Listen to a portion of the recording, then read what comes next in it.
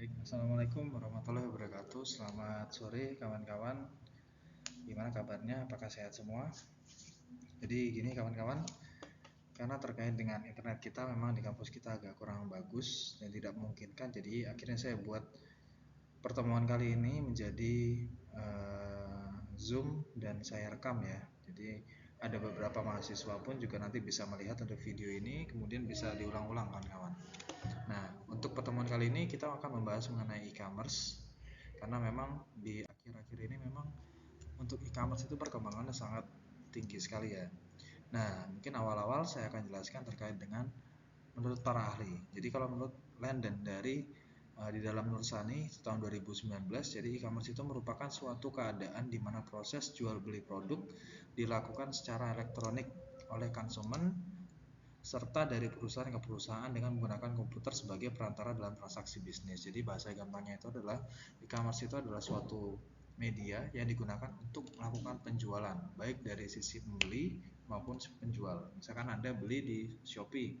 Nah, Anda menjualnya, Anda membeli di Shopee, otomatis kan ada penjualnya, ada si tokonya. Nah, dia akan menjualkan produk misalkan sepatu, tas dan sebagainya untuk dibeli, atau bisa menjadi perusahaan ke perusahaan. Itu biasanya sistemnya itu adalah e-procurement. Biasanya kalau misalkan di suatu perusahaan saya membutuhkan alat-alat terkait dengan bahan baku atau enggak alat-alat mesin. Nah, biasanya transaksi tersebut dilakukan antara suatu perusahaan dengan perusahaannya secara elektronik.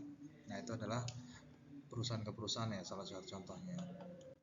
Nah, terus kemudian keuntungan e-commerce itu memang cukup banyak ya kawan-kawan. Jadi ada beberapa hal. Yang pertama itu memang dengan adanya e-commerce itu paling tidak kawan-kawan itu akan menghemat biaya operasional. Terus kemudian untuk jangkauan pasar Anda akan semakin besar, semakin luas. Terus kemudian yang paling penting adalah batas negara itu memang hilang. Misalkan Anda beli di eBay misalkan, atau beli di Alibaba. Alibaba itu kan di China. Misalkan Anda beli di sana, terus kemudian untuk pengirimannya Anda nggak perlu datang ke sana, Anda nggak perlu siapkan tiket pesawat, akomodasi dan sebagainya. Anda cukup memesan dari Alibaba dan menunggu sampai barang tersebut sampai di Indonesia. Jadi memang prosesnya akan jauh lebih mudah. Biasanya kalau misalkan kita jadi importir misalkan di Alibaba, itu memang untuk produk-produk tertentu, misalkan produk-produk yang dipakai di badan itu biasanya memerlukan izin khusus ya. Kalau di luar negeri itu biasanya dinamakan FDA. Tapi kalau produk-produk yang kira-kira dipakai dan tidak bersentuhan atau tidak berinteraksi dengan anggota badan, itu memang tidak terlalu rumit izinnya. Misalkan kayak sekedar baju misalkan, kalau baju kan hanya dipakai saja, biasanya nggak menggunakan izin tertentu, paling hanya terkait dengan cukai dan sebagainya. Terus kemudian untuk keuntungan e-commerce lainnya itu memang uh, tentunya tidak ada batasan ya antara si penjual sama pembeli. Misalkan contohnya dari petani-petani sekarang, karena zamannya era Jokowi itu kan memang dari petani itu memang dimaksimalkan untuk bisa langsung menjualnya. Jadi hampir rata-rata kalau misalkan petani di Indonesia, kenapa orang rata-rata nggak mau yang namanya menanam sesuatu di Indonesia, karena memang yang lebih untung itu justru tengkulak bukan petaninya. Nah, untuk meminimalisir keuntungannya, makanya dari beberapa tahun yang kemarin itu ada swasembada pangan, akhirnya para petani itu dimungkinkan untuk bisa menjual langsung barang dagangannya atau hasil pertanian mereka langsung ke konsumen dengan harga yang lebih murah, untungnya pun juga lebih besar. Oke ya, jadi seperti itu. Nah, terus kemudian e-commerce memang di 1995 ini kawan-kawan, jadi memang agak sedikit mengalami kenaikan yang signifikan. Jadi kalau 95 itu mungkin ada seperti eBay, terus kemudian ada auction ataupun ada salah satu bentuk pelelangan itu tahun 95. Tapi kalau misalkan sekarang sudah berkembang sangat luas banget ya. Karena e-commerce itu seperti Anda tahu, misalkan ada Facebook, ada Instagram, TikTok dan sebagainya, ada YouTube. Itu memang e-commerce itu memang sangat berkembangnya luar biasa. Terus kemudian kalau e-commerce itu kan memang rata-rata lebih cenderung orang itu mengartikan sebagai tempat atau market ya, karena e-commerce itu kan bentuknya itu ada, kata dasarnya adalah dia sebagai pasar, sebagai wadah. Tapi kalau misalkan saat ini memang hampir rata-rata sosial media itu dihubungkan langsung ke arah e-commerce. Misalkan kayak TikTok, kalau TikTok kan sosial media tapi dia punya TikTok Shop.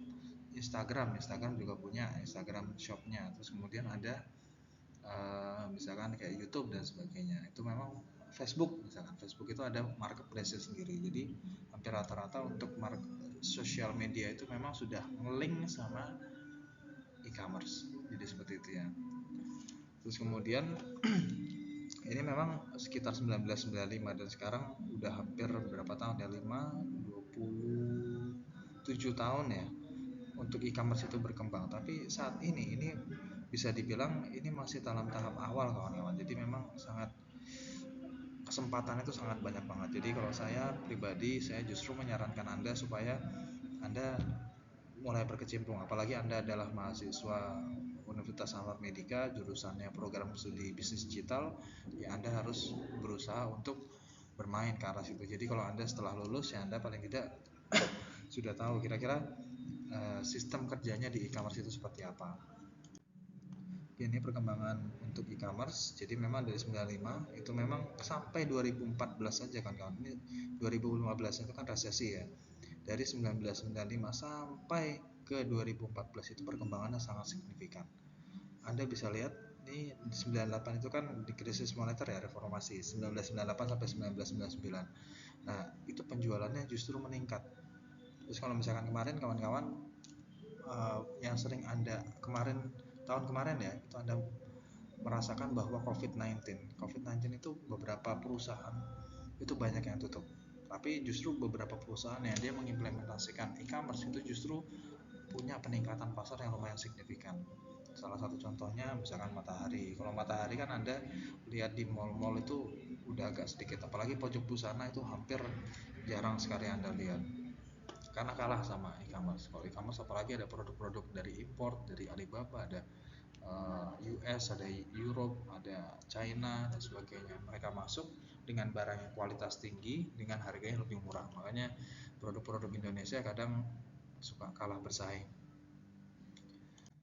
Oke, ini jadi memang untuk gambarannya untuk e-commerce itu sebenarnya ada terkait sama biaya operasional ya. Kalau biaya operasional itu memang kita bisa lihat bahwa di manufacturer itu sekitar 48,5 dolar ya. Jadi dari manufacturer, dari fabrikasi ataupun dari pabrik itu mereka melempar barangnya kepada distributor. Nah, mereka kan ada biaya ongkos kirimnya, kemudian ke distributor biaya layanan, biaya marketing dan sebagainya.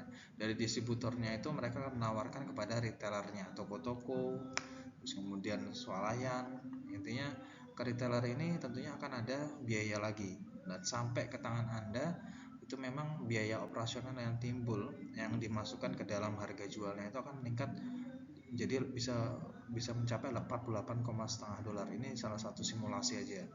Nah, kalau seandainya barang tersebut ini tidak perlu ada distributor, jadi dari manufacturer itu, dari pabrik mereka langsung masukkan ke retailer. Nah, kemudian dari retailer itu masuk ke customer, itu bisa turun lumayan kawan-kawan, hampir 8 dolaran, hampir sekitar 20%-an, 25 sampai 30%-an ya. Ini penurunannya. Tapi kalau misalkan dari manufacturer, dari pabriknya itu langsung ke tangan Anda, itu benar-benar pemotongan luar biasa. Ini sekitar 20 dolar ya, hampir turun lebih dari setengahnya. Jadi kenapa tadi saya bilang kalau misalkan orang dia menjual petani, mereka bisa langsung menjual, itu mereka nggak punya ongkos, kalau misalkan ongkos pengiriman dan sebagainya, karena dari petani yaudah yang ketika menjual barang yaudah total barangnya. Nah, biasanya untuk pengiriman kan biasa ditangguhkan atau dibebankan kepada si customernya. Nah, untuk jenis-jenis e-commerce itu memang ada banyak sebenarnya. Tapi kalau kita berbicara mengenai e-commerce saja, itu ada 4 yang utama. Jadi ada business to customer. Business to customer itu biasanya perusahaan-perusahaan, misalkan contohnya itu kayak Matahari. Nah, Matahari kan bentuknya adalah perusahaan. Nah, dia jualkan ke customernya itu adalah salah satu bentuk B2C. Terus kemudian B2B ini adalah business to business. Contoh misalkan Anda punya bisnis yang tadi saya bilang, misalkan dalam bentuk tas kulit. Nah, untuk menjadikan tas kulit itu Anda butuh bahan utamanya. Ada kulitnya, ada resletingnya, ada macam-macam ya. Nah, Anda butuh itu Anda beli kepada perusahaan yang lain. Nah, ini bentuknya adalah bisnis to bisnis. Apalagi kalau dilakukan secara elektronik. Kalau misalkan dulu mungkin kalau Anda ingin membeli sebuah barang skala besar ya, itu biasanya Anda harus cari datang ke perusahaan-perusahaan. Tapi kalau sekarang Anda cukup bikin yang namanya lelang aja. Dan lelang itu hampir digunakan di beberapa perusahaan seperti perusahaan-perusahaan besar kayak Pertamina, kayak Semen Indonesia dan sebagainya. Mereka menggunakan sistem procurement atau dari government, biasanya mereka dari Dinas Pekerjaan Umum. Nah, mereka itu ingin menerbitkan sebuah tender.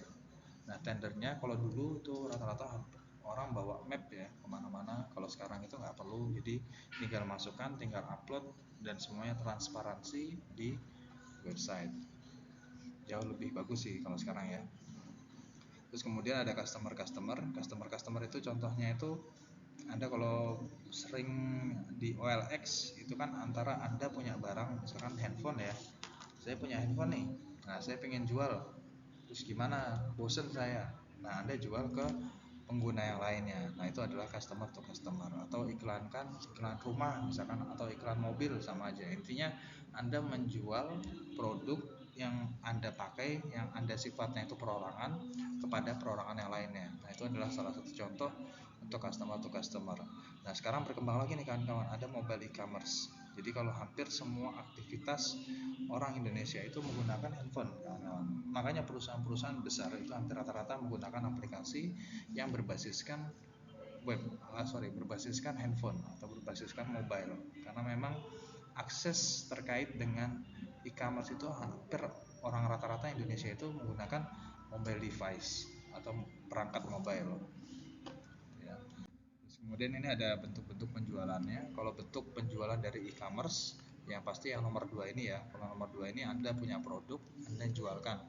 Nah, ketika Anda menjualkan ada selisihnya, ada selisih harga jual dengan harga beli. Yaudah, itu yang menjadi margin Anda.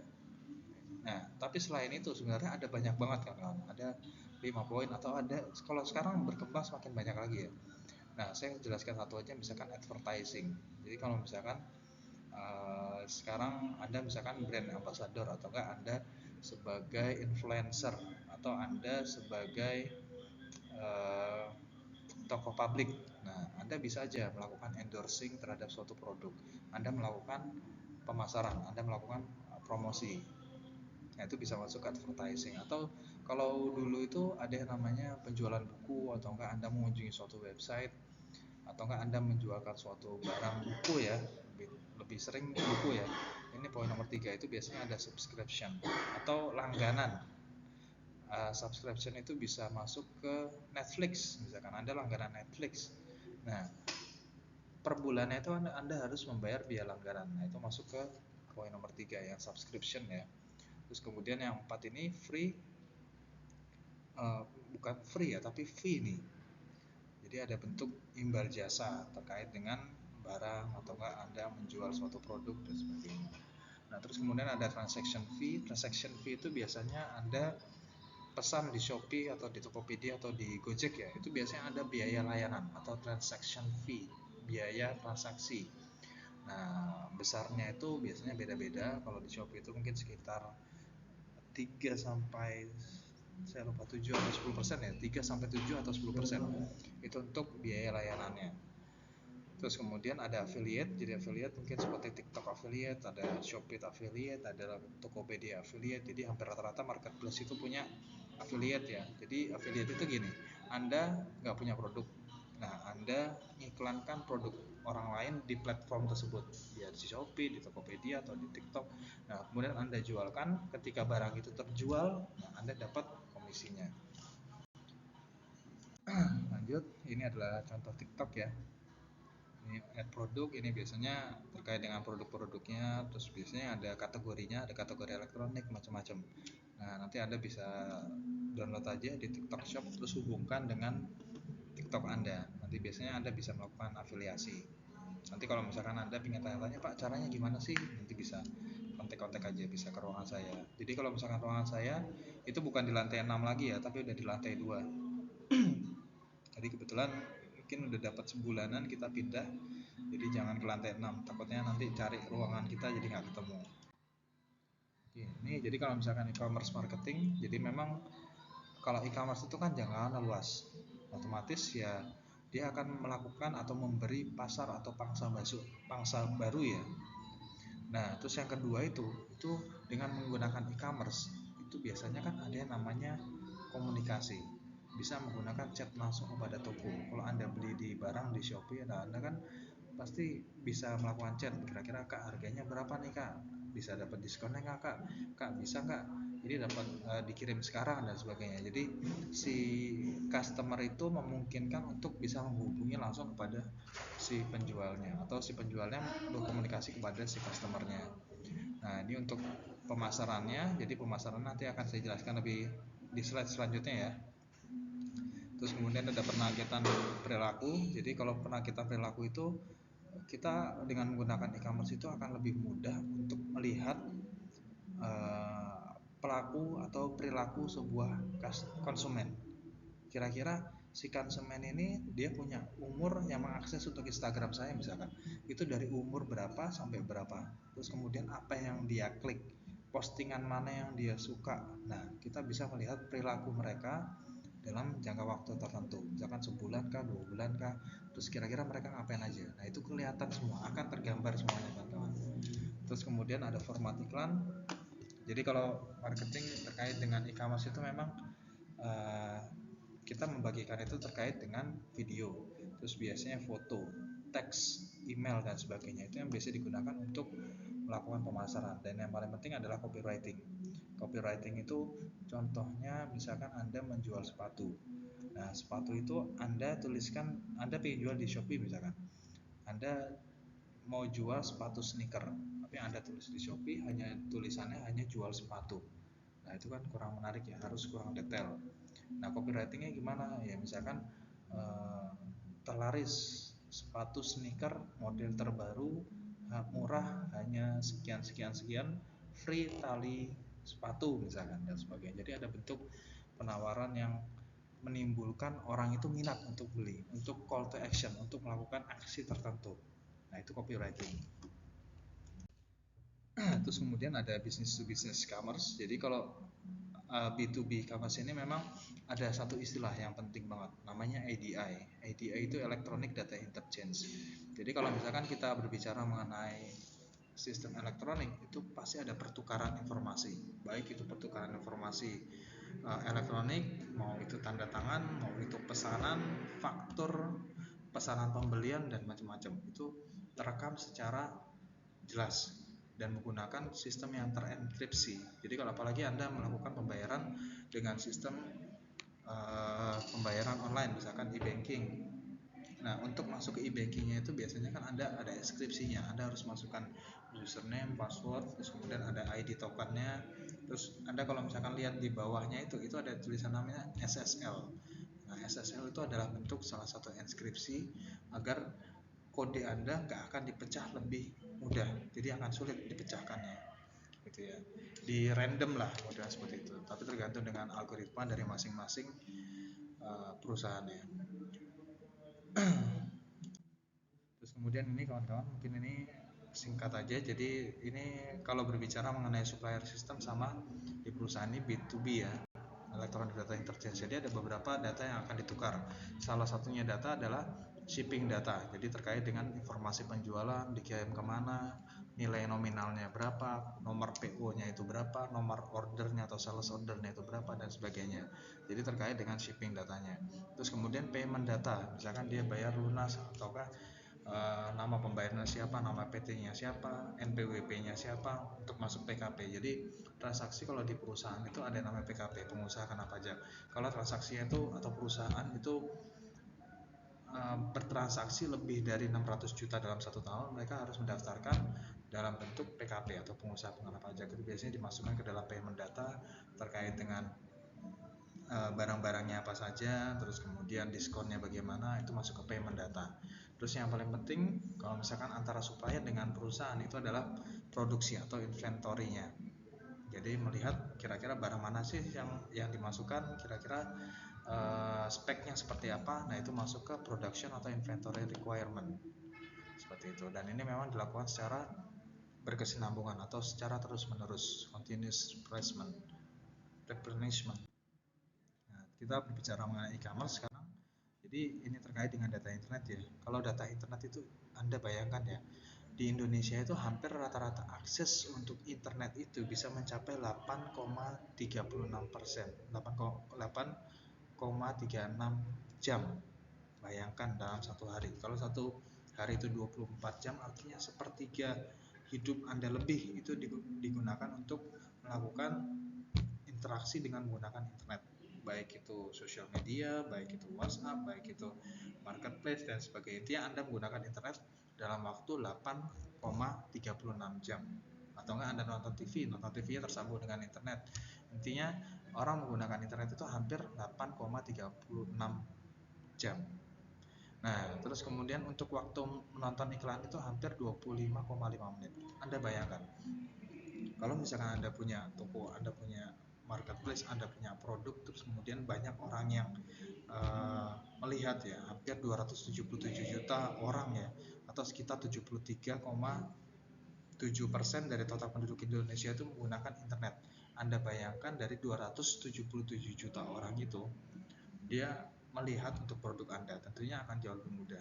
Beda kalau misalkan Anda mengiklankan produk Anda itu dengan cara manual, Anda datangin orang satu persatu, terus kemudian Anda jelaskan, akan jauh lebih lama sekali ya.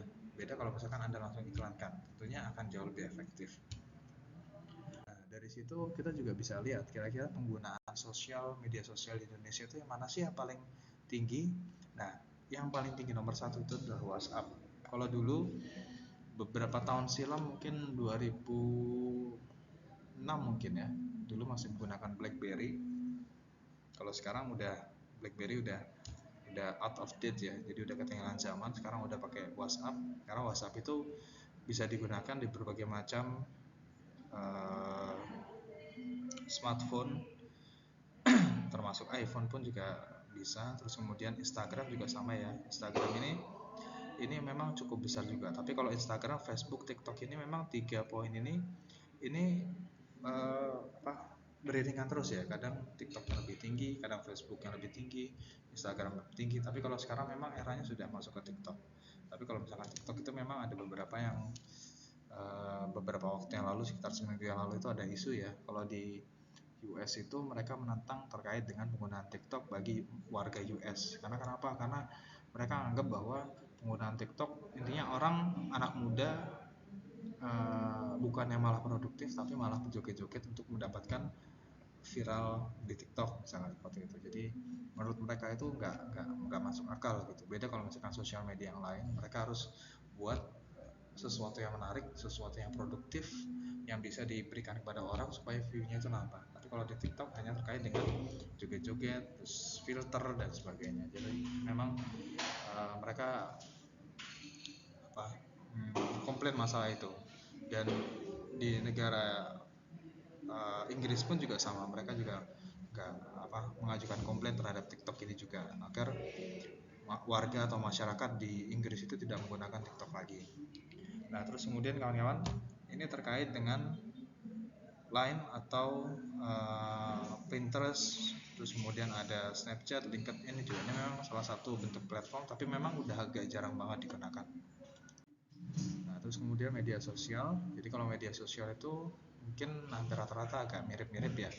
Kalau Facebook ini biasa digunakan sekitar umur 25 sampai 34 tahun. Instagram juga sama, tapi kelompoknya mungkin berbeda. Kalau kelompok di Instagram itu memang usianya 18 sampai 24 tahun. Nah, kalau misalkan di pengguna hariannya di Facebook itu sekitar 25 sampai 49 tahun. Artinya ini agak jadul, ini yang agak kekinian.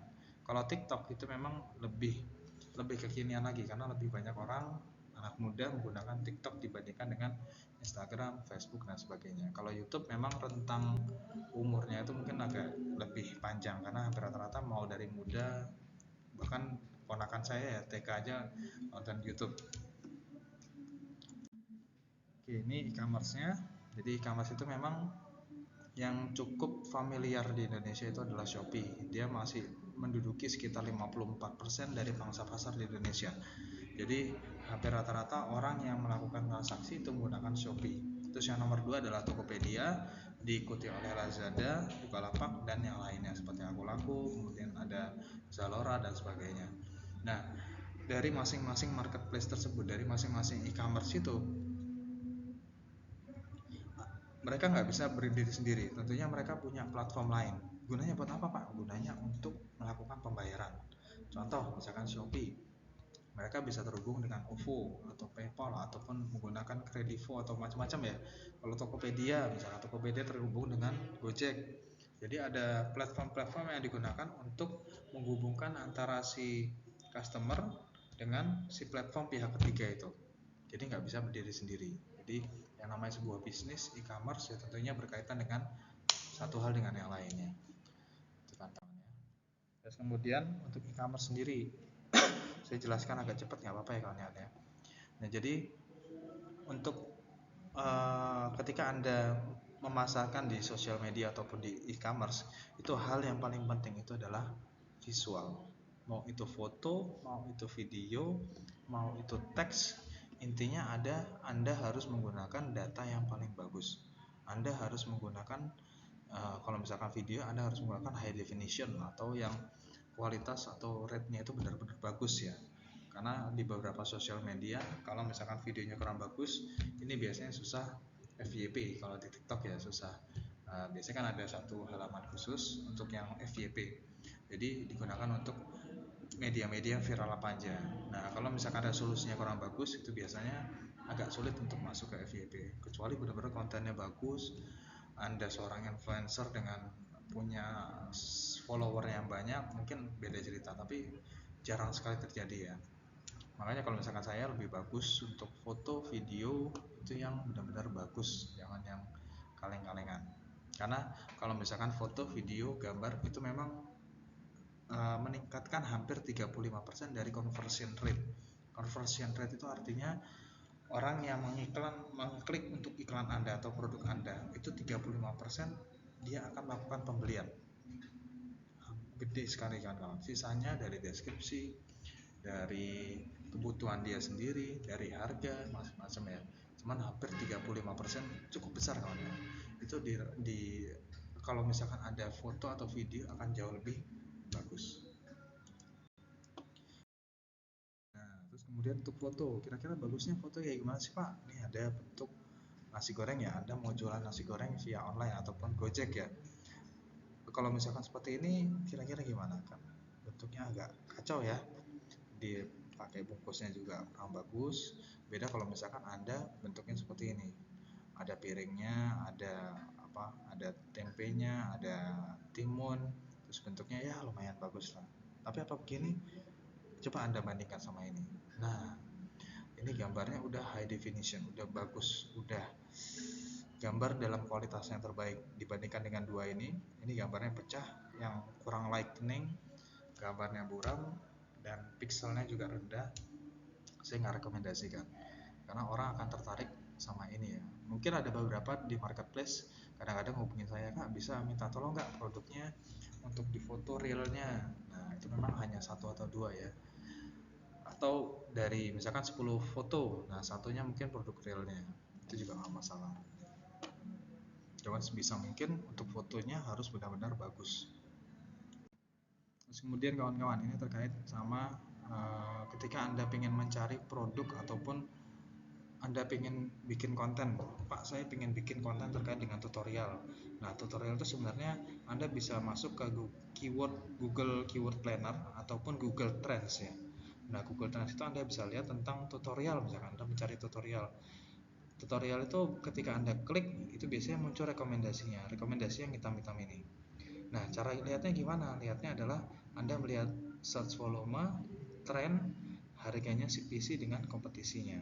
Kalau misalkan saya pribadi itu saya lebih mencari untuk tutorial misalkan tutorial makeup ya, ini kan search volumenya 2 juta. Jadi artinya ketika orang mengklik untuk tutorial, setengahnya lebih ya orang mencari terkait dengan tutorial makeup. Terus kemudian saya lihat trennya, oh trennya dia naik atau turun. Karena bisa aja kita posting ternyata trennya itu ternyata udah nggak laku lagi, mungkin udah naik ya, terus kemudian dia turun lagi. Nah saya nggak pengen seperti itu, saya pengen nyari trennya yang naik terus.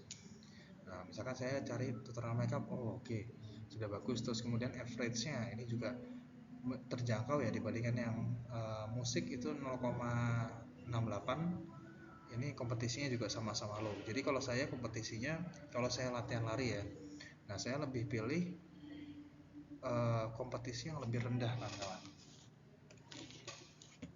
Jadi kompetisinya cari yang low. Nah, ini untuk YouTube. Jadi kalau misalkan YouTube, jadi memang kalau saya lebih cenderung ada namanya satu aplikasi namanya TubeBuddy ya. TubeBuddy itu untuk melihat kira-kira satu video ini efektivitasnya itu seperti apa, bagus apa enggak. Nah ini bisa saya searching ya. Ini biasanya ada muncul CEO-nya, berapa kali dia share, berapa kali ditonton, terus kemudian kata kuncinya yang bagus itu apa saja, terus terkait dengan apa. Biasanya kalau Anda nonton video, endingnya itu biasanya kan ada thank you for watching us, please subscribe, like, and share, dan sebagainya. Nah ini ada kata-kata di sini ya, ini yang bagian bawah ini. Jadi penting. Nanti akan saya kalau Anda Pak kira-kira gimana, nanti coba WA saya aja, nanti saya kasih tunjukin ya. Anda bukanya dari Google Chrome extension. Ini strategi online. Jadi mungkin tetap ya kalau platform mungkin yang tadi sudah saya jelaskan ya. Jadi mungkin yang paling penting kalau strategi online ini itu yang penting rutin kawan-kawan. Karena kita berhubungan sama marketplace, berhubungan sama robot, berhubungan sama sistem. Jadi jadi robot itu akan ngebaca atau sistem itu akan ngebaca seberapa rutinkah kita dalam melakukan online shop itu ya. Jadi penting banget untuk rutinnya. Jadi kalau misalkan Anda sebagai YouTuber, ya Anda harus upload, jangan yang namanya upload 15 video hari ini terus kemudian besoknya enggak. Saya nggak sarankan. Lebih bagus satu hari ini, besok satu, lusanya besok, lusanya satu, seterusnya satu, tapi rutin. Jadi jangan langsung dibanyakin video dalam satu waktu. Terus kemudian jamnya juga penting banget. Jadi nanti Anda bisa browsing aja untuk jam-jam efektivitas terkait dengan posting. Biasanya kalau siang itu jam 11 sampai jam 1, kalau sore jam 5 sampai jam 9 malam, kalau salah 9 malam atau 10 malam.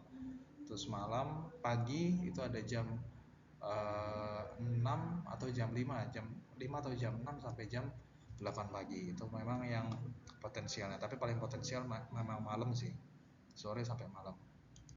Oke, segitu aja. Terima kasih kawan-kawan. Assalamualaikum warahmatullahi wabarakatuh.